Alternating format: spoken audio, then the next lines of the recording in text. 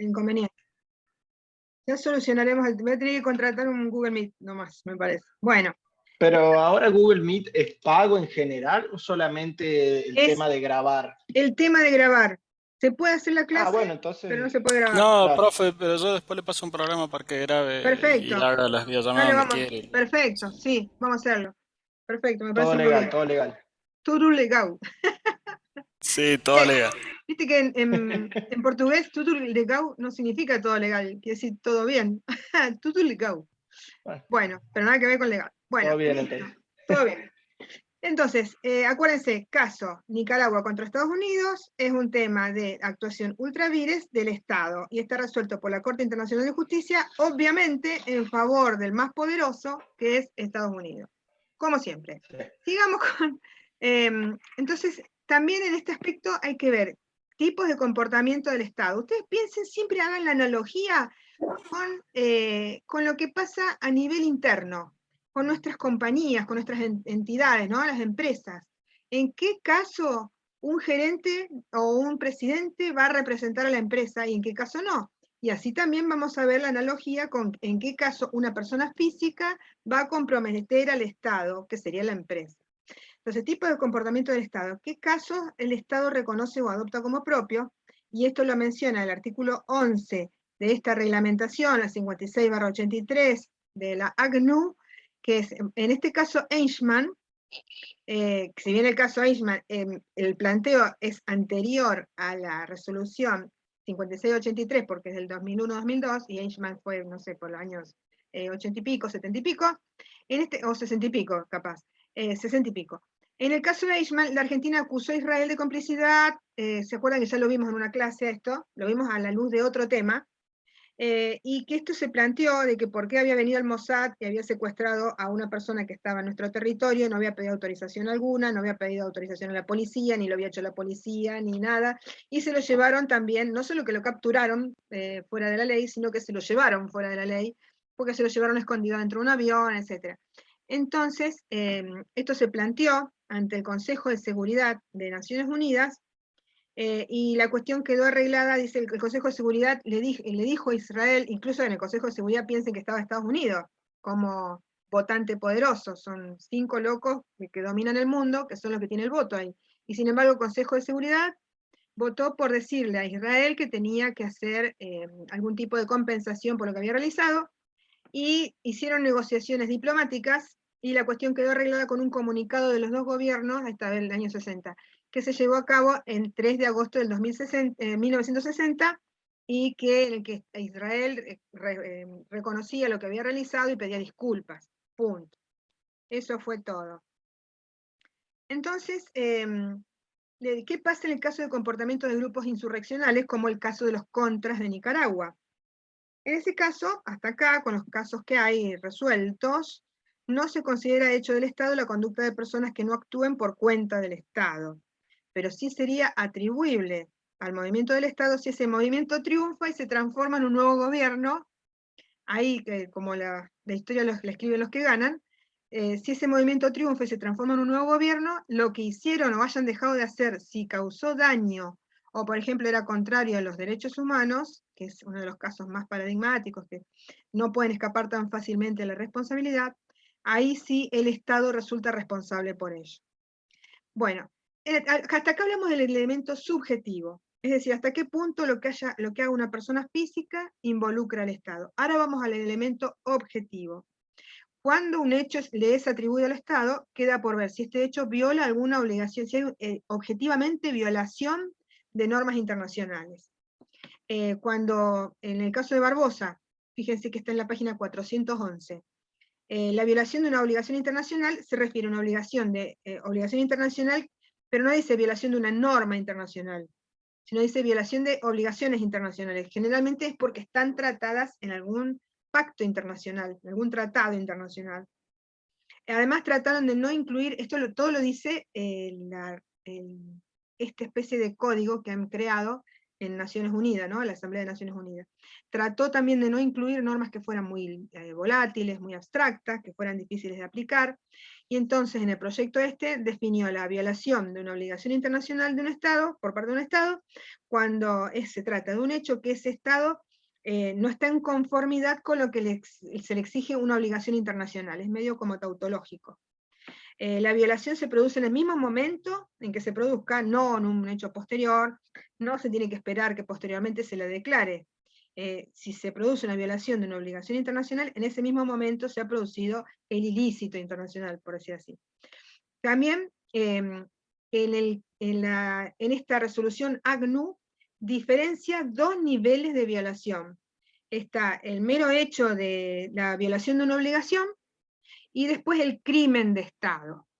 El mero hecho de la violación de la obligación, el hecho del Estado podría ser compuesto, podría ser dado por varias acciones que se produzcan. El momento en que se considera que la obligación fue violada, en un momento determinado en que ya se produce un daño y se debe resarcir. Es como el cúlmine de la sucesión de acciones realizadas. Pero en el caso que se trate de un crimen de Estado es más grave. Al tratar este tema, la ONU vio que el derecho internacional podía reconocer dos regímenes de responsabilidad, ilícitos ordinarios y los crímenes de Estado.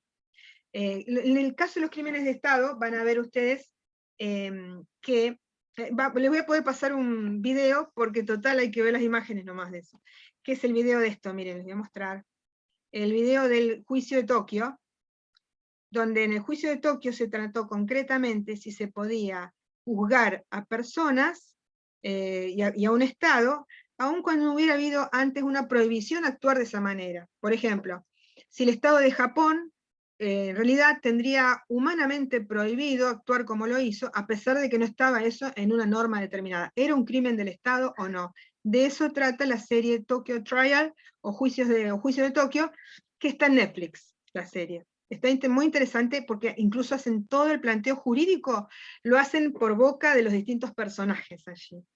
Bien, entonces la idea del crimen de Estado es que algunos crímenes son muy graves y que generan inmediata sanción, esos son los crímenes de Estado, generalmente son los que involucran los derechos humanos, y como les digo acá, en el caso de los Tokyo Trial, o también en los tribunales de Nuremberg, pero sobre todo en el de Tokio, es donde se preocuparon por decir, vamos a sancionar a esta gente y no tenemos, por ejemplo, el Código Penal, tenemos los tipos penales, y el que entra en un tipo penal lo sancionan.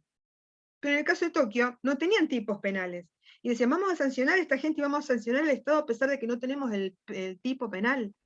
De eso se trataba la discusión.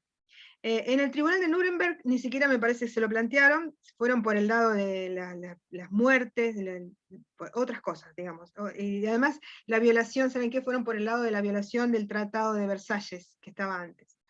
Pero el de Tokio concretamente plantearon eso, cómo podían sancionar a una persona o a un Estado no existiendo norma. Y entonces, ese señor, el de todos estos, el morocho que me parece que representaba a la India, este señor, que era el delegado de la India, eran todos altos juristas, dijo que le parecía que no se podía dejar sin sanción los crímenes que se habían cometido, a pesar de que no hubiera norma. Y eso se ve en la película, que les recomiendo que vean, que está en Netflix. No sé si es película o serie. Bueno, el artículo 19 del proyecto de código citaba 4 distintos terrenos en los cuales podíamos ver crímenes internacionales del Estado, 4 casos, que sería la agresión, un crimen contra la paz y seguridad, algo de lo que ahora se está hablando, que le acusan a Rusia en relación con Ucrania, la dominación colonial, que es lo que nos hicieron a todos, en África, en Asia y en América, los países colonialistas, la esclavitud, genocidio y apartheid, contra los derechos humanos fundamentales, por ejemplo, lo que ocurría en Sudáfrica, bien, y el crimen de contaminación masiva, que es lo más moderno que hay, que está hablando del medio ambiente, ¿no? La contaminación masiva de la atmósfera o de los mares, que va en contra del medio humano. Bueno, acá viene otra vez lo del Tokyo Trial, y estos son los que estuvieron en la corte de Tokio, los originales. El señor que está arriba, a la izquierda, es el que en la serie está acá, que sería el quinto desde la izquierda, y es el que propuso, que creo que es la tesis que triunfó, que igual había que sancionar tanto a las personas físicas como al Estado, a pesar de que no hubiera norma que en ese momento prohibiera lo que habían hecho, porque eran crímenes muy graves en contra de los derechos humanos, etc. Profe, Sí, escucho, a ver. una consulta. Sí, usted habló de ahí del tema de la seguridad del Estado. ¿Qué pasa cuando un Estado le da asilo político a una persona que ha dañado en gran medida a un Estado, como es el caso del creador de Wikileaks, Sí. que bueno, que ahora tiene Assange, asilo, ¿no? Julian Assange? Sí, Sí, sí. y sobre todo, además de eso, le habían prometido que le iban a dar asilo y después los entregaron. Sí. Claro, pero ¿qué pasa con el otro Estado? Porque en definitiva estaría dándole refugio a alguien que le está haciendo daño directo en la seguridad de otro Estado, daño fuerte. Bueno, pero vieron que en esto se mezcla la política siempre, porque en definitiva, ¿quién define la verdad de todo eso? ¿Quién define la verdad de si realmente esa persona se merece? Porque ahora ya lo entregaron. ¿Cuál va a ser el destino de esa persona? Por haber dañado la seguridad, lo van a mandar a la silla eléctrica, habrá pena de muerte, no habrá... ¿Qué va a pasar con esa persona? Y qué, como es internacional esto, ya hasta a nivel internacional, ¿qué corte internacional va a decidir esto? En realidad nadie está planteando acá. Ya está, lo entregaron y nadie va a plantear si hizo mal el que lo entregaba en darle asilo, o si hizo mal el que lo entregaba antes, entregarlo ahora, siendo que se comprometió con el tipo en darle asilo. Cambió la política de ese lugar donde estaba asilado, dijeron, no, bueno, ahora no queremos más y lo entregamos. Y en definitiva, yo diría que en el derecho internacional público estamos en pañales. Todavía mucho depende de las políticas y las relaciones entre los estados, y las relaciones de poder, que eso es la política internacional, y no hay resolución en este momento sobre ese tema, como sabrán. Lo entregaron y listo, y nadie va a plantearlo. Y yo creo que sí, daría como para plantear que por qué le dieron asilo y después lo entregaron. Pero eso tendría que plantearlo un pariente de Assange o Assange mismo, y además, ¿a qué destino va? A que le digan no al lugar, porque ¿quién tiene el poder? El poder tiene quien lo entregó y quien lo recibió. Así que sí, hay ausencia de justicia, porque hay política pura a nivel internacional. El derecho internacional público está en pañales, está en formación, y por eso pienso que esa resolución 56/83 del 2001-2002 de las Naciones Unidas, por lo menos es un comienzo, porque es poner en palabras algo que antes se decía, bueno, vamos a resolver por el sentido común, o vamos a resolver por la equidad, pero ahora tenemos unas normas, y ya después más adelante cuando se causen daños y vayan en contra de esas normas, ellos podrán decir, bueno, no se aplicaba porque en realidad no se aplicaba por esto, pueden argumentar, pero todos vamos a saber que estuvieron en violación de las normas de la convención de la resolución 56/83. ¿Te responde la pregunta o no? ¿O más confusión? Sí, o sea, en realidad va a quedar todo así como está. O sea, Sí, por supuesto. Y bueno, como la Nicaragua y los contras, más claro era eso, y sin embargo le dijeron no al lugar, que no representaba, era clarísimo. Sí, Estados Unidos los había organizado, los había ejercitado, les había dado las armas, todo depende así. Bueno, a nivel internacional, nacional y provincial, también pasa eso, el poder influye. Nosotros abogados hacemos lo que podemos, de lo que más podemos en pos de la justicia, y bueno, y estudiando esto, estamos haciendo lo que podemos, estamos avanzando en conocerlo, ¿cierto? Pero sí, es una pena que no. La justicia en realidad la hace nuestro creador en el universo divino, porque justicia en el mundo físico no existe para mí. Uno hace lo que uno puede. Bueno, entonces mira. Hacer una pregunta antes Sí, de que Nico, continúe. sí, escucho, Nico. Disculpe. No, por favor. El caso de los contras, ¿de qué año era? ¿Viste que lo vimos recién? 80 y pico era. Lo buscamos. 80 y pico, no me acordaba. No, pero esperá, mirá, lo Porque, buscamos si acá. no me equivoco, no, sí, era Además, no por hubo un curiosidad. caso, hubo varios reclamos. Este por lo menos. Claro, pero me parece que hay como, me parece que Sí. hay internacionalmente para culpar crímenes de guerra a soldados, en la mayoría de los casos tienen que estar identificados con la bandera del país en el que representan. Por lo que tengo entendido, cuando fueron a matar a Bin Laden, Sí. los SEALs de Estados Unidos Sí. no tenían la bandera en los Claro. uniformes. Estaban Bueno, como encubiertos, secretos, es como se los llame, contras. pero no. Claro, me parece que En es el mismo caso para definitiva, no es atribuirle siempre responsabilidad al Estado. claro, pero es siempre la ausencia de justicia, ¿se dan cuenta? Que en definitiva hacen lo que quieren. Claro.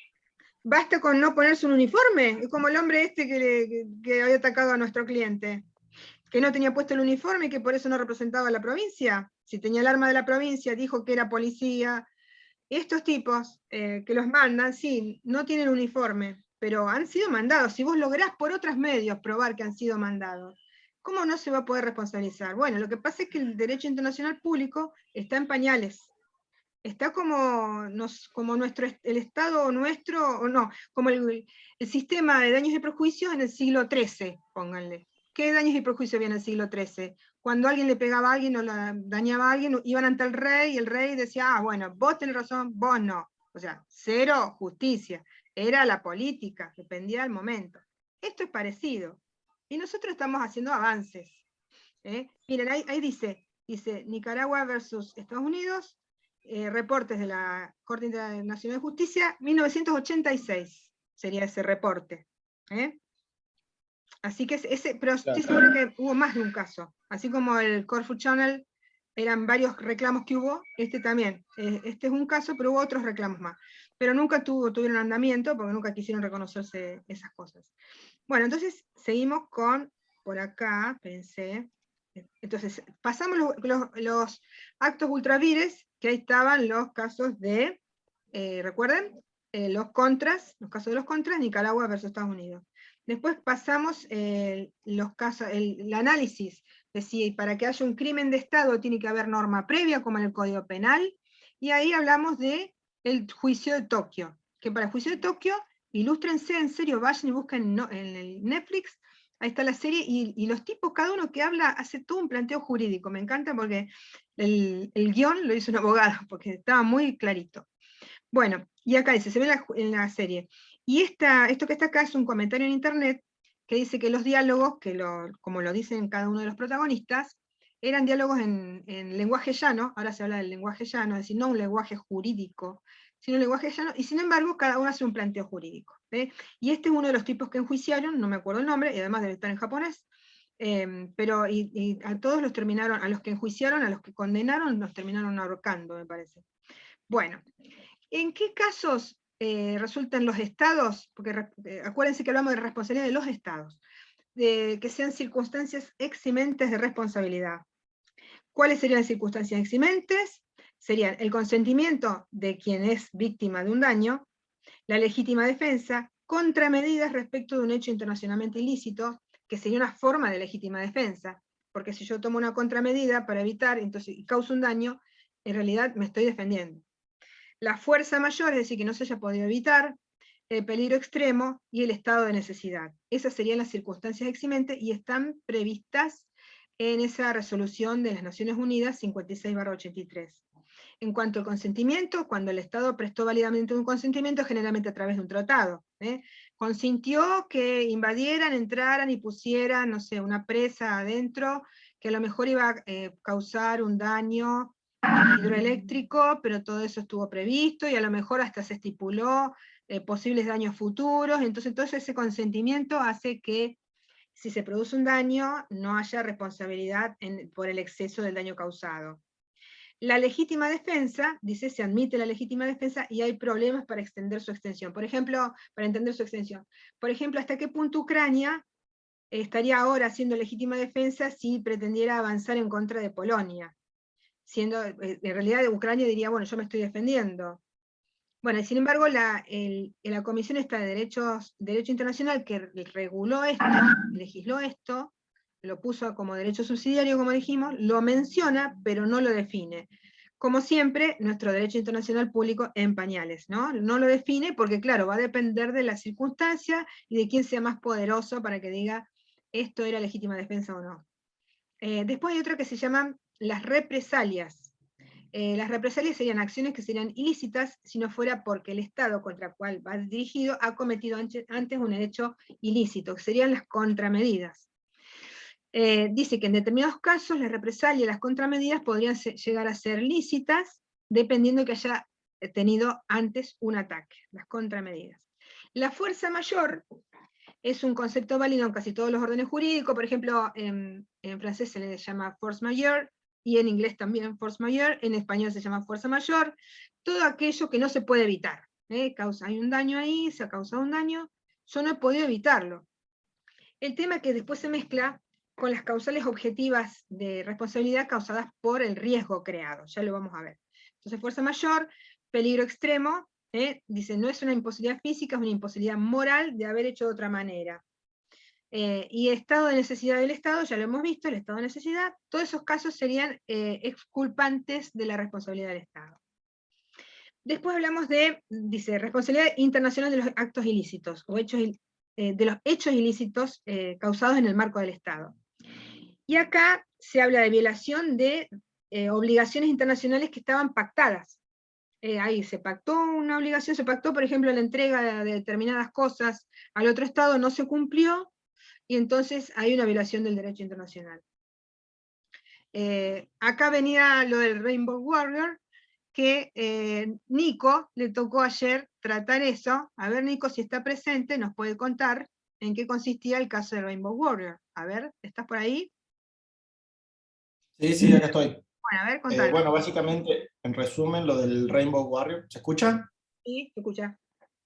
En resumen, lo del Rainbow Warrior era que Rainbow Warrior era un barco de Greenpeace. Francia comienza a hacer pruebas nucleares en el Pacífico. Greenpeace en este barco interviene, hace una protesta, y los franceses envían un equipo de agentes secretos que hunden la aeronave, y como consecuencia muere un tripulante que se llamaba Fernando Pereira, igual que un compañero. Te acordás el nombre. Sí, cuestión que uno de esos dos agentes son capturados por Nueva Zelanda. Sí. En un principio se lo sentencia a 10 años, pero Francia y Nueva Zelanda llegan a un acuerdo donde estos iban a pasar 3 años aislados en una isla que se llamaba Jao, no recuerdo dónde estaba la isla. Cuestión que por razones de salud en ambos casos, Francia, sin autorización de Nueva Zelanda, recupera a estos dos agentes, y para uno de los casos no hay incumplimiento, debido a que se justifican razones de salud. Sin embargo, para el otro agente no se justifica, y llegan a la conclusión de que hubo un incumplimiento por parte de Francia del acuerdo. Interviene la Corte Internacional de Justicia y determinan que, que hubo un incumplimiento y que Francia debía pagar una multa de $2 millones. $2 millones, es mucho dinero. ¿Y lo cumplieron? Tengo entendido que era meramente una recomendación que se hizo, sí. Pero claro, la idea fue una recomendación meramente, y no salía en el artículo si finalmente la cumplieron o no. Pero debido a que no hubo más desacuerdos, por así decir, entre Francia y Nueva Zelanda, y hubo como se fomentaban relaciones de amistad entre los estados, calculo que de alguna forma deben haber cumplido o resarcido a Nueva Zelanda de alguna forma. Perfecto. Bueno, bien. Entonces, ese es el caso de Rainbow Warrior, como dice acá. Y además lo lindo de esto, el Rainbow Warrior, es que era un barco grandísimo, que tenía su historia antes, había sido recauchutado por Greenpeace, que le servía para ir de un lado a otro haciendo protestas a lo largo y lo ancho de todo el mundo. Protestas, por ejemplo, por el tema de las ballenas, etc. Entonces, estos tipos lo hundieron, y en el medio murió 1 o 2 personas, no me acuerdo cómo dijo Nico, que ellos los consideran como una especie de mártires del medio ambiente, y todo el tiempo ahora renombran nuevos barcos con los nombres de estas personas que fueron los activistas que murieron en este contexto. Bueno, entonces generaron así como un halo de los héroes que eran ellos, ¿no? Por lo que hicieron, y que fueron mártires de esta situación. Y después entonces esto devino en que, como los países no cumplieron con las condenas que se habían impuesto, por eso resulta responsable de los países, porque en realidad empezó siendo enjuiciar a 2 tipos, que eran los dos, estas 2 personas que se habían metido y habían hecho volar el barco. Era enjuiciar a 2 personas, no era una cuestión así de Estado internacional, pero como los estados a la vez protegieron y encubrieron a esas personas, eso es lo que generó la responsabilidad de Francia. Entonces ahí vemos la responsabilidad de los estados. Acá sigue explicando, yo ahora después les voy a mandar este PowerPoint. Acá habla de un arbitraje. Nico, mirá, acá vemos cómo terminó un arbitraje, también lo pueden ver acá. Parece que también hubo un arbitraje, además de la actuación de las cortes, ¿no? Después también, este es otro caso internacional. Entonces hasta acá hemos visto el caso de los contras, de Nicaragua contra Estado de Estados Unidos, el caso del juicio de Tokio, los juicios, fueron varios juicios de Tokio, el caso del buque Rainbow Warrior, y también ahora hay un tema con Cisjordania. Lo que no me acuerdo acá, ¿qué pronunciamiento es este? A ver, déjenme ver. La Corte Internacional de Justicia se pronunció, pero con una opinión consultiva. Porque el tema es que en Israel hay, después de la Guerra de los 7 Días, que fue, no me acuerdo si en 1967 o 1970 y pico, Israel, que había quedado de una determinada manera, más cortito, que así había quedado después de 1948, como todos la atacan, en realidad tiene su origen en que todos los que estaban alrededor la atacan, entonces ellos contraatacan y logran ganar esa batalla. Era Egipto, Siria, Libia, todos. Entonces Israel logra ganarlo, entonces se apropia de determinados lugares que antes no estaban en ese pedacito más chiquito. Y el tema es que hay toda una zona, que sería la de Cisjordania, donde debido a la cuestión política que hay ahí, si bien hay un Estado oficial, también hay otra gente que se armamenta y se organiza, y son los que pelean contra las autoridades de Israel. Entonces ellos hicieron ese muro que hay entre Cisjordania e Israel. Y el tema es que el muro arrincona a toda la gente de Cisjordania y los deja directamente contra el mar, y no les deja conectarse con el resto del lugar, y eso causa que a veces no tengan lo que se necesita para vivir. A veces no tienen agua, no tienen gas, no tienen, etc. Y entonces hicieron un planteo ante la Corte Internacional de Justicia, y la Corte Internacional de Justicia sacó una opinión consultiva donde les ordenaba a Israel desmantelar aquellas partes de la estructura y permitir el paso de la gente de Cisjordania, cosa que no han cumplido hasta acá, y no creo que lo cumplan porque no lo quieren cumplir. No lo han cumplido hasta acá. Entonces es una opinión consultiva de la Corte Internacional de Justicia, y estaría responsabilizando a Israel por los actos realizados por el ejército de Israel, por construir ese muro, y obligándole a una de las consecuencias de la responsabilidad internacional, que es la cesación. Cesar en la conducta dañosa. Lo quieren obligar a Israel a que cese y desmantele ese muro, cosa que no se ha cumplido. Pero lo interesante de acá es que la opinión genera la consecuencia, que es la cesación, que uno de los pocos casos de cesación que puede haber como consecuencia. Acá tienen el muro, que está entre Cisjordania y el resto de Israel, y bueno, es deplorable, la verdad. Acá se lo ve también a la izquierda, en la parte verde. Bueno, después tenemos responsabilidad de un Estado por hechos de otro Estado. Qué interesante, es como cuando uno dice una empresa por hechos de otra empresa. Yo siempre trato de relacionarlo con mi derecho interno, para sacarme de la imposibilidad que ello significa, ¿no? Es la responsabilidad derivada, esto está contenido en los artículos 16 a 18 de la resolución 56 del 83, es responsabilidad que recae en un Estado por el hecho de otro Estado. Dicen, no es imputación de responsabilidad, sino que es una conducta ilícita que origina responsabilidad derivada en otro Estado, y tiene que tener una relación muy estrecha, dice. 3 casos posibles de esta responsabilidad por violación realizada por otro Estado. Uno es la ayuda de un Estado a otro para cometer un ilícito. Ayudar. Un Estado que ayuda al otro para cometer un ilícito. Me parece que es claro. Dirigir o controlar al otro Estado para que cometa el ilícito. O bien, dice, obligar a un Estado a que cometa un ilícito, entonces es bajo coacción del primer Estado que está obligándolo a cometer un ilícito. En esos casos, entonces, responsabilidad de un Estado por hechos de otro Estado. Los artículos 16 a 18 de esta resolución de la Asamblea de Naciones Unidas establecen condiciones para que esto ocurra, que son: al Estado que presta asistencia o coacción, tiene que haber habido conocimiento del hecho ilícito que se está cometiendo. Y sí, porque si no hay conocimiento, en realidad no estás prestando ninguna coacción, estás haciendo coacción, pero para otra cosa. ¿Hasta cuándo me aguanta esto? Dice, va a terminar en 10 minutos. Bueno. Después dice, el hecho tiene que ser ilícito, sea que lo cometa un Estado o el otro. O sea que en este caso no va decir, bueno, lo vamos a sancionar a pesar de que no hay norma o que no se está incumpliendo una obligación. Tiene que ser ilícito. Y el principio que subyace es que un Estado que no aproveche a otro Estado para cometer un ilícito. Entonces recuerden, esta es la responsabilidad de un Estado por hechos de otro Estado. Bueno, aquí entonces voy a dejar acá, vamos a